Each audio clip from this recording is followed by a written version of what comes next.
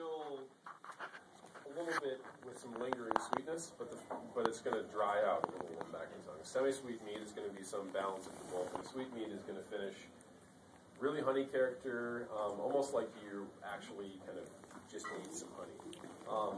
Anybody want to venture a guess on the traditional mead that we're partaking with here as to how sweet this is? What measurement? Dry, semi-sweet or sweet? Sweet. Sweet. Semi-sweet.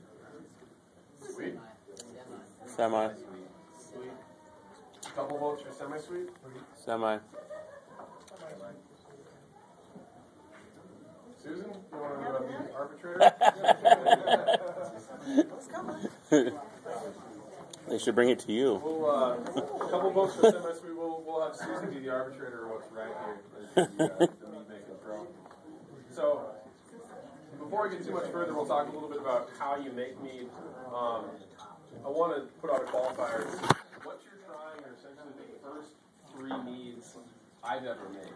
And I'll give you an introduction as to kind of how they came together and why I thought this was kind of interesting. Is this, I think, is realistically a representation of the kind of quality of mead you can get the very first time you try it.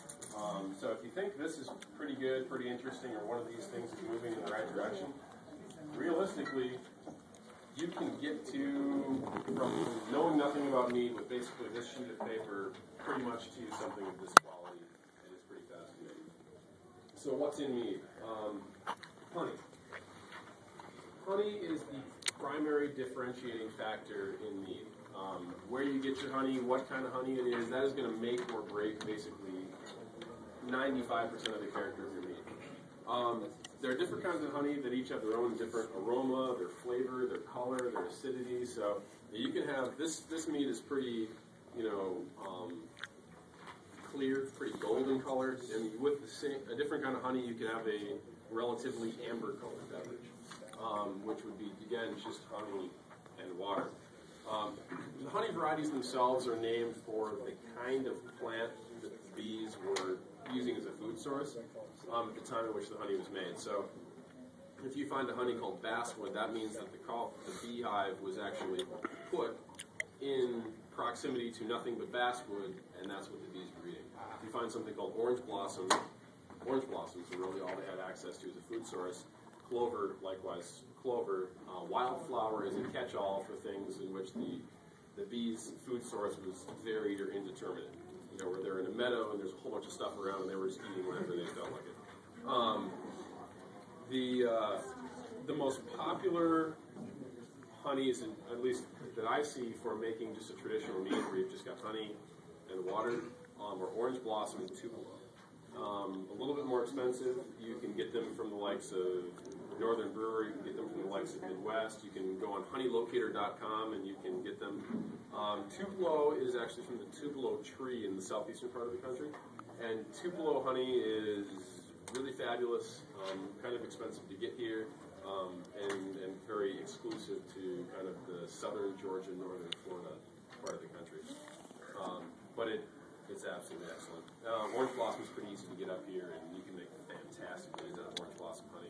Susan, for one, makes an excellent orange blossom mead. Water. So water, like many fermented beverages, is pretty critical. So if you're using a water softener, you probably aren't going to want to use your water for mead making. It has a tendency to taste salty. If you have well water, you're going to watch out. You can have a really high iron content in well water. That'll make mead taste a little metallic. If you have good tasting water out of your tap, it's not well water and it's not softened, pretty good odds you can just open up the tap, take the water, make mead, and you're going to be in good shape. In any event, you can certainly pull a water report and get some details on the mineral content of your water and make sure that you feel pretty comfortable about it. If you're nervous about it, reverse osmosis water, going and getting the water out of the filter thing at the grocery store, that'll put you in really good shape to make an excellent mead. A venti without ice every day. Yes.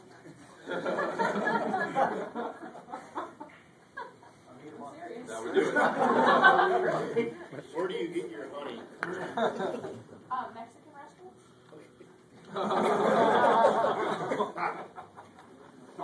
On that note, most you're going to want to watch out for grocery store honey. I wouldn't recommend going and buying like the entire shelf full of Little Bears. A lot of that stuff gets kind of heavily processed or heat treated, and it's not going to be as aromatic or as flavorful as something you might get sourced locally, and it's going to be more expensive. Way expensive. So, I mean, even if you go to the Tochi in downtown, you can get 5 pounds of honey for $12 or $13. You're going to pay a lot more than that at the grocery store. At the street fair last year, there was a booth that had honey, and it was $32 for 5 pounds.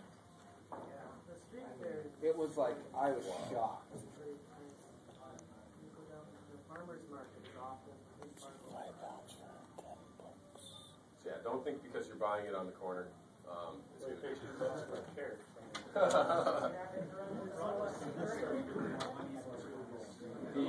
The last part of the process is going to be yeast. Now, there are mead yeasts. Most people make mead with some kind of wine yeast. The little packets of dry wine yeast are actually what was used to make all of this stuff.